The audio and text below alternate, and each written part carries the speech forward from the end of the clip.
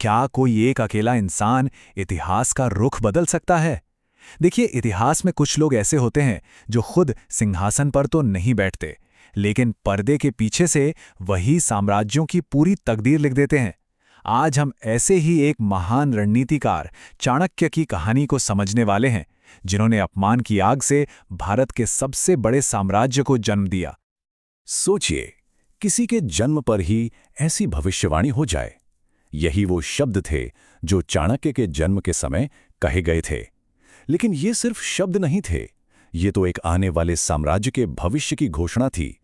और यहीं से एक ऐसे असाधारण जीवन की शुरुआत हुई जिसने इतिहास को हमेशा हमेशा के लिए मोड़ दिया। तो हमारी ये कहानी शुरू होती है लगभग 371 ईसा पूर्व से, जब चाणक्य का जन्म एक साधारण से ब्राह्मण परिवार में हुआ। किस्मत में महानता तो लिखी थी, लेकिन उस तक पहुंचने का जो रास्ता था वो संघर्ष और अपमान से होकर गुजरने वाला था। चाणक्य की बुद्धि बचपन से ही गजब की थी। जब दूसरे बच्चे खेलकूद में लगे होते थे, तब चाणक्य राजनीति और अर्थशास्त्र जैसे मुश्किल विषयों में महारत हासिल कर रहे थे। बहुत जल्द ही वो तक्षशिला विश्वविद्यालय के सबसे सम्मानित आचार्यों में गिने जाने लगे। पर यह सिर्फ किताबी ज्ञान नहीं था, ये वो नींव थी जिस पर आगे चलकर एक बहुत बड़ा साम्राज्य खड़ा होने वाला था। एक काबिल शिक्षक से एक साम्राज्य निर्माता बनने तक का उनका सफर एक बहुत बड़े मोड़ से शुरू हुआ। ये वो घटना थी जब चाणक्य मगध राज्य की यात्रा पर निकले, एक ऐसी यात्रा जिसने सब कुछ बदल कर रख दिया।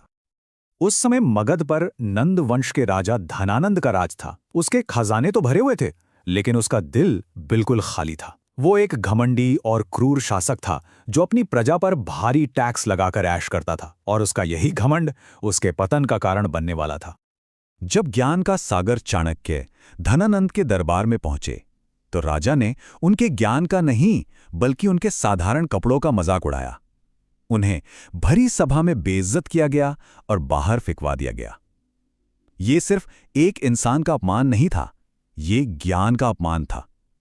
और धनानंद को जरा भी अंदाजा नहीं था कि उसने अपने सबसे खतरनाक दुश्मन को खुद ही जन्म दे दिया है। उस अपमान ने चाणक्य के अंदर बदले की एक ऐसी आग जलाई जिसने एक ऐतिहासिक संकल्प का रूप ले लिया।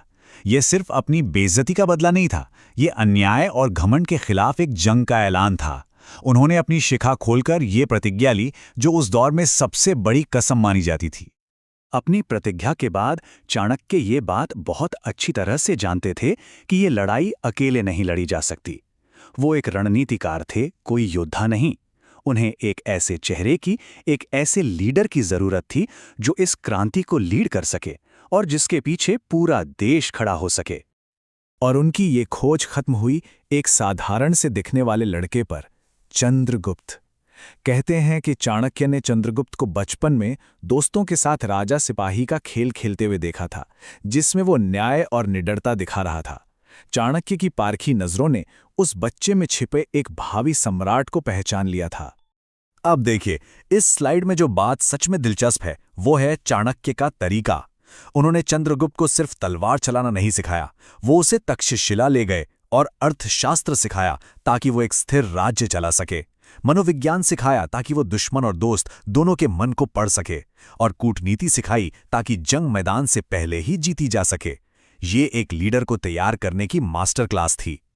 और अब कहानी अपने सबसे रोमांचक मोड़ पर आती है। चाणक्य की सालों की मेहनत, चंद्रगुप्त का प्रशिक्षण और उनकी शानदार रणनीति अब एक शक्तिशाली साम्राज्य को उखाड़ फेंकने के लिए पूरी तरह से तैयार थी। चाणक्य का प्लान आज के जमाने की किसी भी बड़ी पॉलिटिकल या कॉर्पोरेट स्ट्रैटेजी को टक्कर दे सकता है। ये सिर्फ एक मिलिट्री अटैक नहीं था। उन्होंने सबसे पहले धनानंद के जुल्मों की कहानियां फैलाकर जनता को उसके खिलाफ किया। फिर अपने जासूसों के जरिए उसके ही मंत्रियों में शक पैदा कर दिया। उन्होंने सेना के नाखुश सैनिकों को अपनी तरफ मिलाया और पड़ोसी राज्यों से दोस्ती की। ये एक 360 डिग्री मास्टर स्ट्रोक था। और ये बात उनकी दूर की सोच को बहुत ही शानदार ढंग से दिखाती है।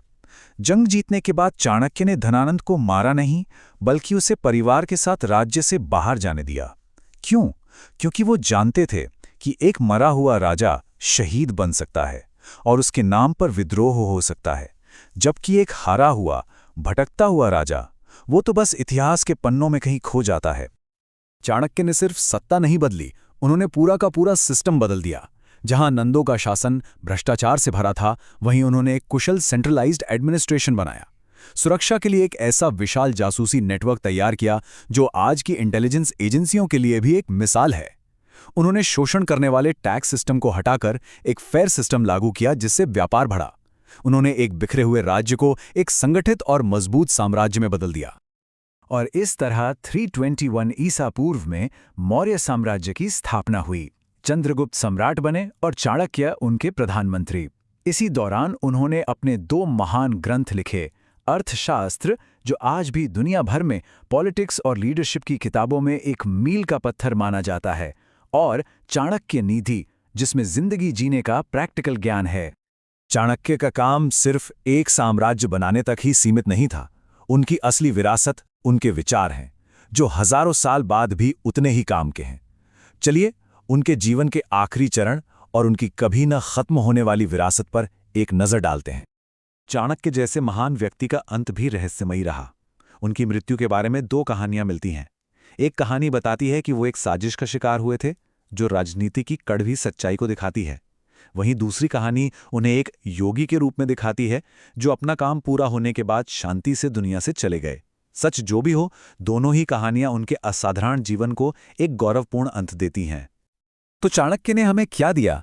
भारत का पहला संगठित साम्राज्य, शासन चलाने के लिए अर्थशास्त्र जैसा ग्रंथ, जिंदगी जीने की कला सिखाने वाली चाणक्य नीति, और ये अटूट विश्वास कि अगर इरादा पक्का हो तो एक अकेला इंसान भी इतिहास का रुख बदल सकता है। और अंत में ये सवाल सोचने पर मजबूर करता है, अगर चाणक्य न होते तो क्या चंद्रगुप्त कभी सम्राट बन पाता? क्या मौर्य साम्राज्य का उदय होता? एक व्यक्ति के पक्के इरादे ने इतिहास को किस हद तक प्रभावित किया, यह सवाल हमें उनकी असाधारण विरासत की हमेशा याद दिलाता रहेगा।